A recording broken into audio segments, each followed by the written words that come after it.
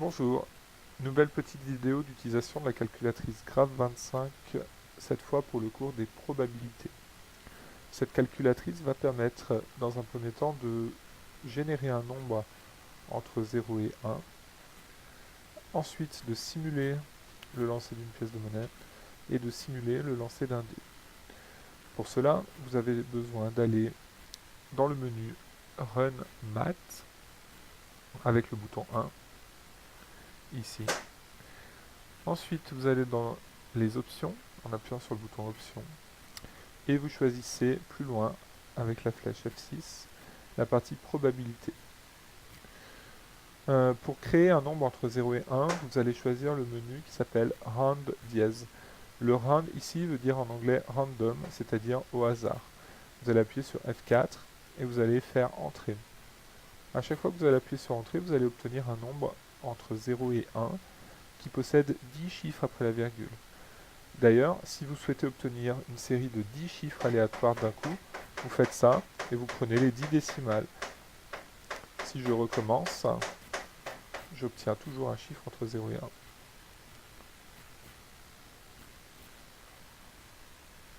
Maintenant, si nous voulons simuler le lancer d'une pièce de monnaie, revenons un petit peu en arrière. Avec le bouton Exit, nous allons toujours dans le bouton Proba. Et cette fois, nous allons aller sur les menus supplémentaires, ici. Pardon, vous revenez, vous allez plutôt sur le menu numérique, là, pardon, avec la touche F4. Et ensuite, vous allez appuyer sur la touche Int. Vous allez mettre une parenthèse. Ensuite, vous retournez dans les probas. Vous remettez le round ici. Et vous multipliez le résultat par 2. Fermez la parenthèse. On ne va pas rentrer sur les détails sur la commande int qui est ici. Sachez simplement que si jamais vous appuyez sur Entrée maintenant, vous obtenez un nombre compris entre 0 et 1, mais uniquement le nombre entier. Si vous voulez par exemple représenter une pièce de monnaie, il suffit de dire que le 0 c'est le pile et le 1 c'est le face. Et après, à chaque fois que vous appuyez sur Entrée, vous refaites du coup un lancer de pièces aléatoires. Ça évite de prendre des pièces de monnaie. On revient au départ, pour cette fois lancer un dé.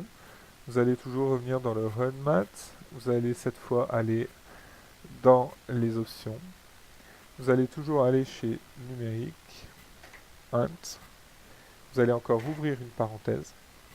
Vous retournez une nouvelle fois chercher dans les probas, ici avec F3, le Run dièse.